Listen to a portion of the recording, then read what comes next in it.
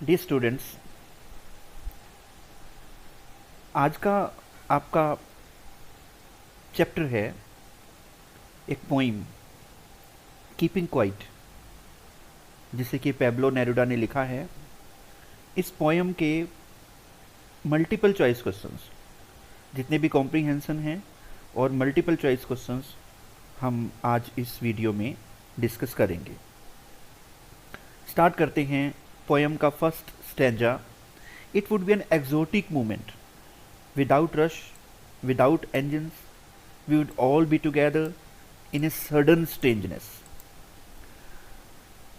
Pablo Neruda जो poet है वो ये कहता है कि हमें कुछ समय के लिए चुप हो जाना चाहिए, और ये जो समय होगा, अगर हम चुप होंगे तो इस समय में हमें सेल्फ इंट्रोस्पेक्शन का समय मिल जाएगा, आत्म चिंतन का समय मिल जाएगा, आत्म मंथन का समय मिल जाएगा।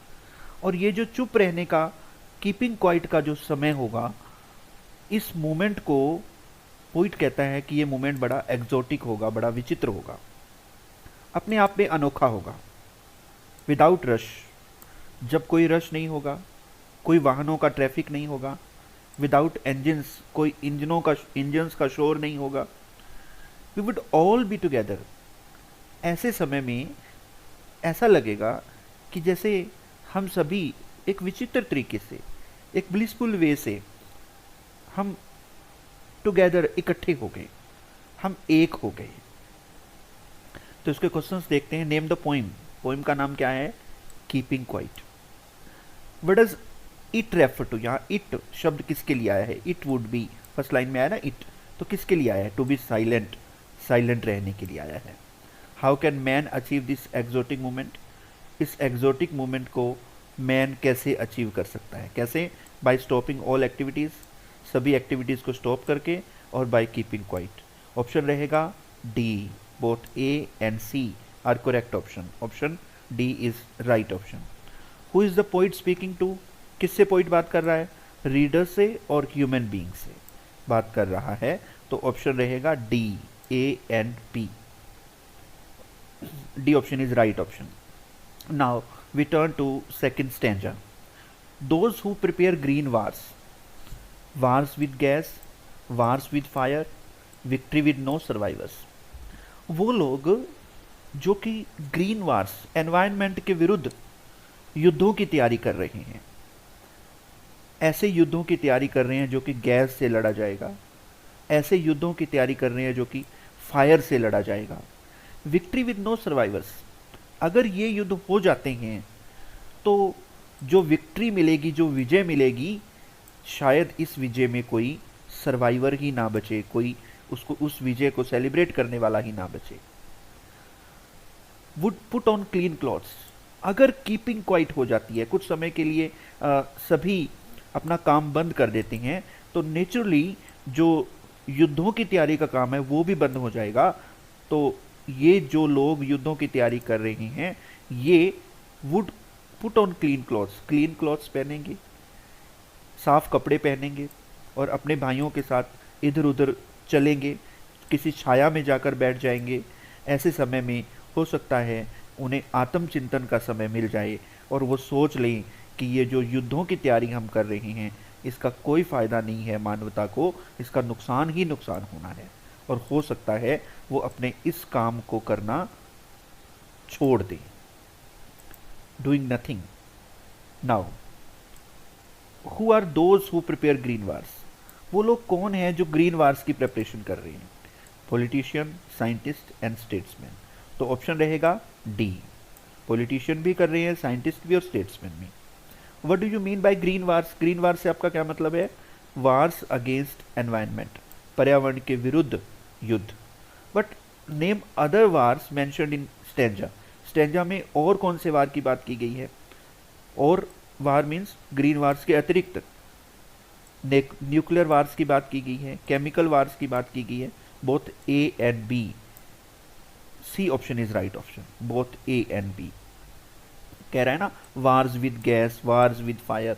ये जो गैस वाले और फायर वाले युद्ध होंगे, ये कौन से होंगे? केमिकल वार होंगे या फिर न्यूक्लियर वार होंगे।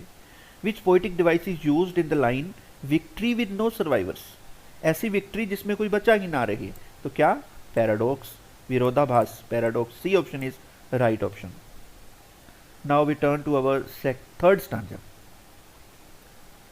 Perhaps the earth can teach us, as when everything seems dead and later proves to be alive, now I will count to 12 and you keep quiet and I will go. शायद ये धरती हमें सिखा सकती है। क्या सिखा सकती है? कि किस तरह से डेड होकर भी अलाइव रहा जा सकता है। कई बार क्या है, जैसे पतझड़ का, ऑटम का सीजन आता है, हर चीज़ ऐसे लगती है जैसे डेड हो गई, लेकिन उसके बाद जब बसंत आता है तो ऐसे लगता है जैसे हर चीज़ दोबारा फिर से जिंदा हो गई। तो ये धरती हमें एक तरह से सिखा रही है कि किस तरह से हम साइलेंटली अपनी एक्टिविटीज़ कर सकते हैं। Now I will count to 12 and you will keep quiet and I will go. अब मैं 12 तक गिनूंगा और तुम चुप रहोगे और मैं चला जाऊंगा। Which poetic device is used in the first line? First line कौन सी है? ये वाली, perhaps the earth can teach us. देखिए, अर्थ हमें टीच कर रही है, अर्थ हमें सिखा रही है। तो कहने का मतलब क्या है कि जो नेचर है वो सिखाता है, तो क्या है, नेचर में ह्यूमन क्वालिटीज़ यहाँ इम्पोज की गई हैं, तो इसलिए ये क्या है, पर्सोनिफिकेशन है, मानवीकरण है। What will the poet do now? अब कवि क्या करेगा? क्या करेगा? Count up to 12, count up to 12। ये option is right option. What is the earth teachers? Earth हमें क्या सिखाती है? क्या सिखाती है? To be calm but active, शांत रहें परंतु एक्टिव रहें। C option is right option. What does the poet mean to achieve by counting up to 12? अगर अप टू 12 तक काउंटिंग गिनी जाएगी तो कवि को क्या लगता है क्या चीज अचीव हो जाएगी? A little time for introspection, आत्म मंथन के लिए, आत्म चिंतन के लिए समय मिल जाएगा। नाउ अब इसके कुछ एमसीक्यू हैं, मल्टीपल चॉइस क्वेश्चंस इस लेसन के कुछ हैं, इस पोइम के, तो वो हम डिस्कस कर रहे हैं। The poet appeals to readers to keep quiet for, कितने समय के लिए कीप क्वाइट रहने के लिए कहता है? कितने? 12 सेकेंड्स के लिए। What can human beings learn from nature? Human beings nature से क्या सीख सकता है? वर्किंग विद साइलेंस, चुपचाप वर्क करना। Why is the poet asking everyone not to speak any language? कवि सभी को क्यों कहता है कि वो कोई भाषा ना बोलें? टू अवॉइड कन्फ्लिक्ट, क्योंकि भाषा अगर अलग होगी तो कुछ द्वंद्व हो सकते हैं, तो उन द्वंद्व से बचने के लिए, कन्फ्लिक्ट से बचने के लिए कोई भी भाषा ना बोलें, to avoid conflicts. B option is right option. What does the poet want people to do for 1 second? एक सेकंड के लिए कवि क्या चाहता है कि कवि कि लोग जो हैं वो क्या करें? क्या करें? To be silent and motionless, एक सेकंड के लिए लोग साइलेंट हो जाएं और मोशनलेस हो जाएं, चुप हो जाएं, शांत हो जाएं, कोई हलचल ना करें। What will happen if there are no engines and no crowd? अगर कोई इंजन नहीं होगा, कोई क्राउड नहीं होगा तो क्या होगा? नो मैकेनिकल नॉइज, कोई मैकेनिकल नॉइज नहीं होगी। नो क्राउड ऑन रोड्स, सड़कों पे कोई भीड़ नहीं होगी। नो ट्रैफिक रश, ट्रैफिक का कोई रश नहीं होगा।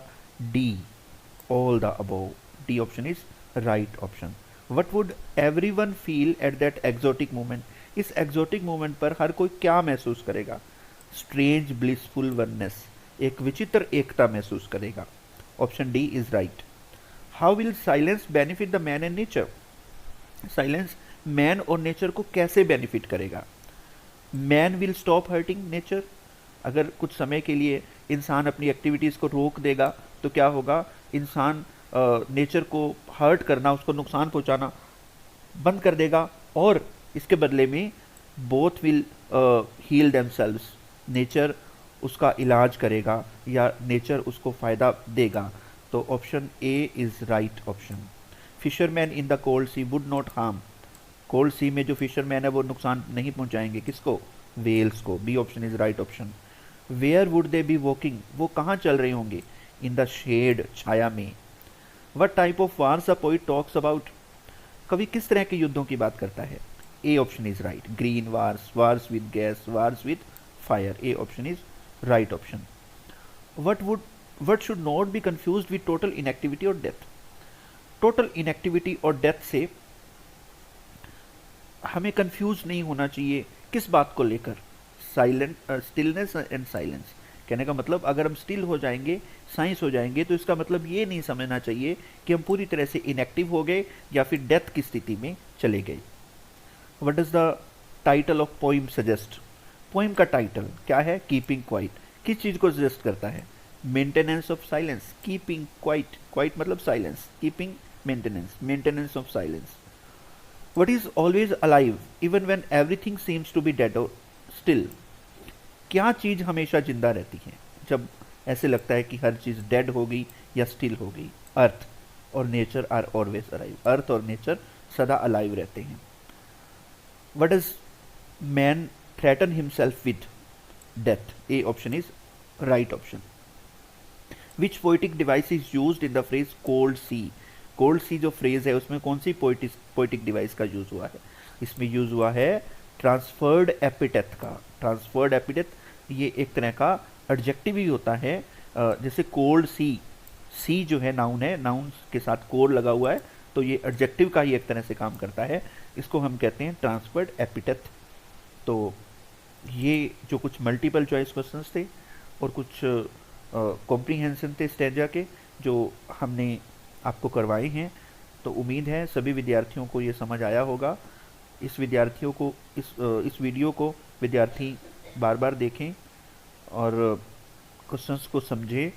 इस वीडियो को लाइक भी करें, सब्सक्राइब भी करें, आगे शेयर भी करें, ताकि और अधिक लोगों को और अधिक विद्यार्थियों को इसका लाभ मिल सके। थैंक्स।